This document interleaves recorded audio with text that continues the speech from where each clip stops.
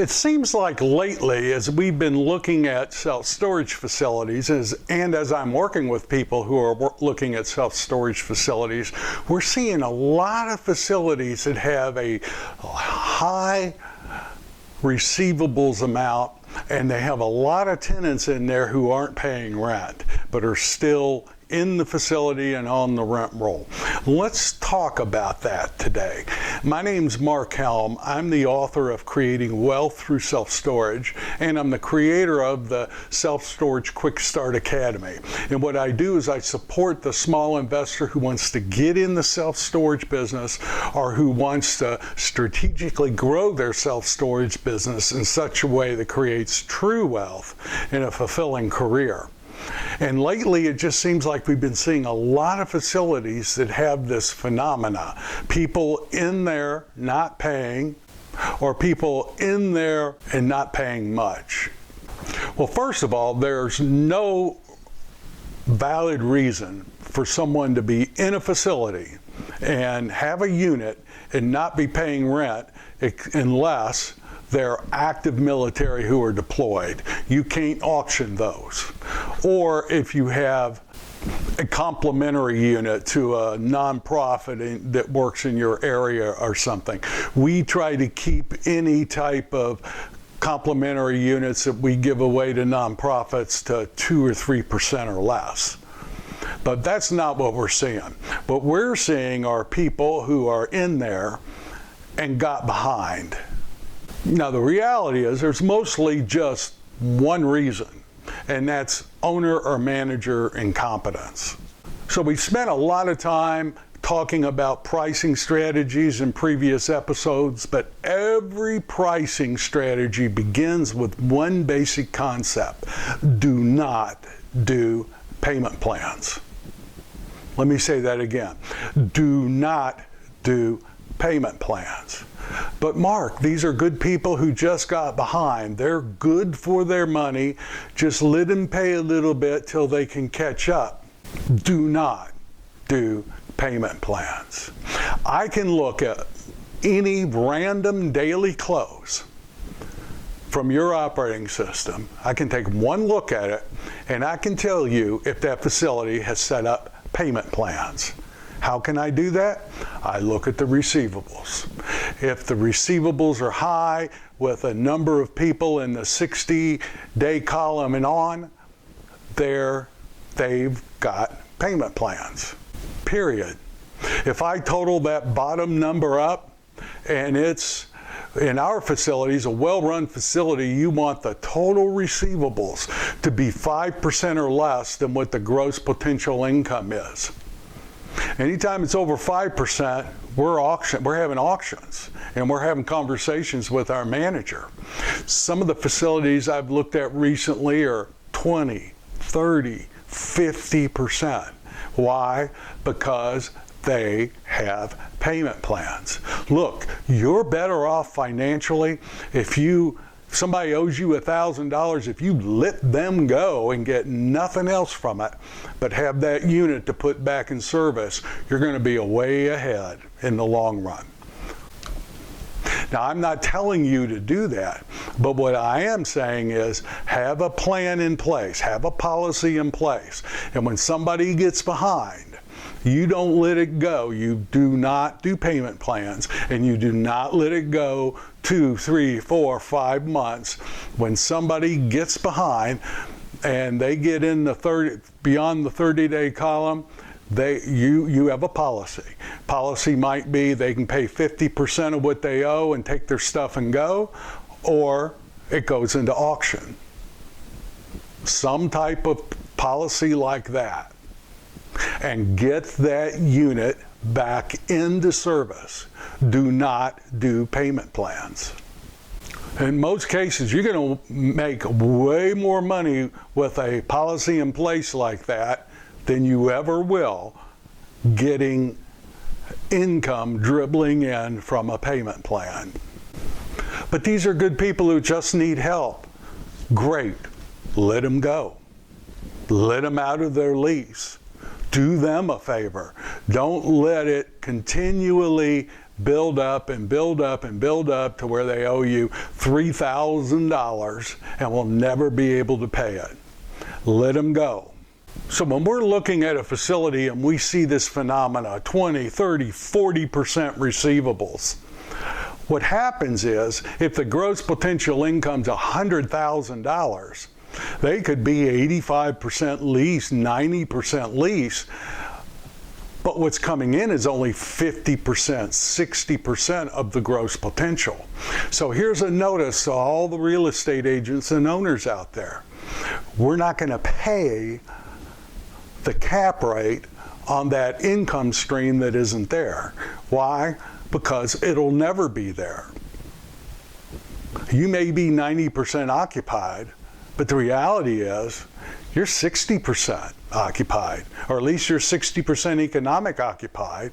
And when we take over, that 60 to 90%, they're going to be out of there in 35, 45 days. But there's a payment plan in place. My experience is the vast majority of them will miss their payment in the first 30 days. And then the payment plan's no longer valid. If they actually hit the payment plan in the first 30 days, wait till the time where they do not make that payment plan, then when we own it, they have two options. One, pay 50% of what you owe and I'll let you go. Or two, we're taking your facility to auction. But isn't that tough? No. I run a business, and this is how business owners manage the integrity of their cash flow. But what if it's a soft market and it'll take a while to lease it? Look, you're better off renting that unit at a discounted rate or first month free or whatever you've got to do to get income coming in, and having that income coming in than having a tenant who isn't going to pay on it. I would much rather run a facility at 80% occupancy and 78% economic occupancy than I would 90% occupancy, physical occupancy, and 55 or 60% economic occupancy. And what happens is you can slowly move both economic and physical occupancy up together. But when you have 30, 40, 50, I've seen 60% of our potential cash flow locked up in payment plans that are dribbling in, you'll never catch up. And all you're doing is letting those good people get further and further and further in debt. Do them a favor, do yourself a favor. Do not do payment plans. This KPI, or key performance indicator, we call it receivables, which is how much is owed against what the gross potential income is. Look, self-storage is not that complicated a business to run. We keep our eye on about 5 metrics, 5 KPIs. If you don't already have it, I have a free ebook on what the 5 KPIs are that we use to measure how well we're running a facility. There'll be a link where you can click and get that ebook if you don't have it.